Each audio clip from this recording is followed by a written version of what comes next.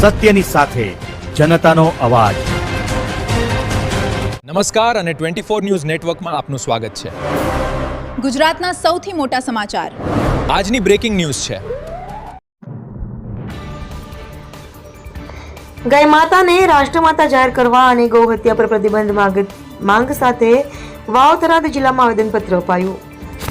સમગ્ર દેશમાં ગાય માતાને રાષ્ટ્રમાતા જાહેર કરવા તેમજ ગૌ હત્યા પર સંપૂર્ણ પ્રતિબંધ મૂકવાની માંગ સાથે ચાલી રહેલા અભિયાનના ભાગરૂપે વાવ થરાદ જિલ્લામાં હિન્દુ સમાજના આગેવાનો, ગૌભક્તો, સાધુ સંતો અને વિવિધ સામાજિક સંસ્થાઓના પ્રતિનિધિઓ દ્વારા જિલ્લા કલેક્ટરને આવેદનપત્ર પાઠવવામાં આવ્યું હતું।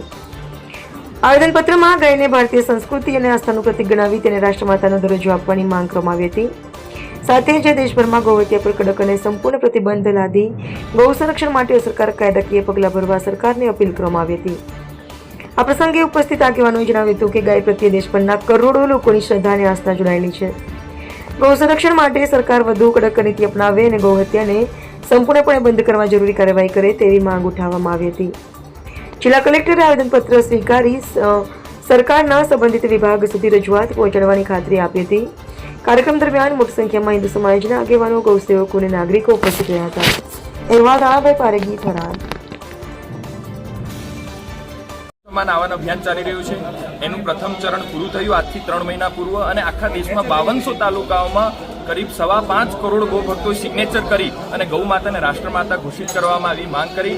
ગૌ સમાન આવાન અભિયાન એક શાંતિપૂર્ણ અને માત્ર ગૌ માતા પ્રત્યે સદભાવનું આ અભિયાન છે। સનાતનીઓનું અભિયાન છે, કોઈ જ વિરોધ નથી। એક પ્રાર્થના છે કે ગાય એ સનાતન ધર્મની ધરોહર રહી છે અને ગાય જ્યાં સુધી ભારત વર્ષમાં દુઃખી હશે, ગાય જ્યાં સુધી દુઃખપૂર્વક વિચરણ કરતી હશે, ગૌ માતાનું રક્ત ભારતમાં જો ટપકતું હશે ત્યાં સુધી સનાતન ધર્મ સંરક્ષિત નહીં થાય। એટલે દરેક સનાતન ધર્માવલંબીઓની માંગ છે, અમારી મુખ્ય 3 માંગ છે કે ગૌ માતાને રાષ્ટ્રમાતા ઘોષિત કરવામાં આવે, ગો હત્યા પર સંપૂર્ણ દરેક રાજ્યોમાં પ્રતિબંધ લગાવવામાં આવે, એનું કેન્દ્રીય કાનૂન બને અને કેન્દ્રીય સ્તરે ગો મંત્રાલયની સ્થાપના થાય। આ 3 માંગો છે, સાત્વિક માંગો છે। અમે ભારત વર્ષના દરેક સંતોના સાનિધ્યમાં આ એક અદ્ભુત અભિયાન ચલાવી રહ્યા છીએ અને જેના અંતર્ગત આજે વાવ થરાદ જિલ્લામાં સંતોના માર્ગદર્શન હેઠળ ગૌ ભક્તોએ કરીબ 5.25 લાખ ગૌ ભક્તોએ વાવ થરાદ જિલ્લામાં સિગ્નેચર કર્યા છે અને એમણે આ ગૌ માતાને રાષ્ટ્રમાતા બનાવવા માટેની માંગ કરી છે।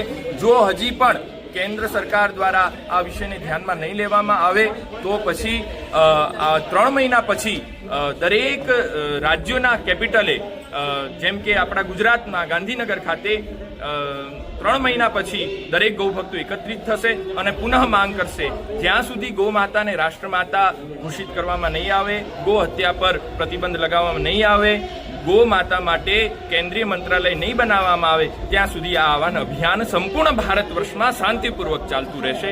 જય ગૌ માતા।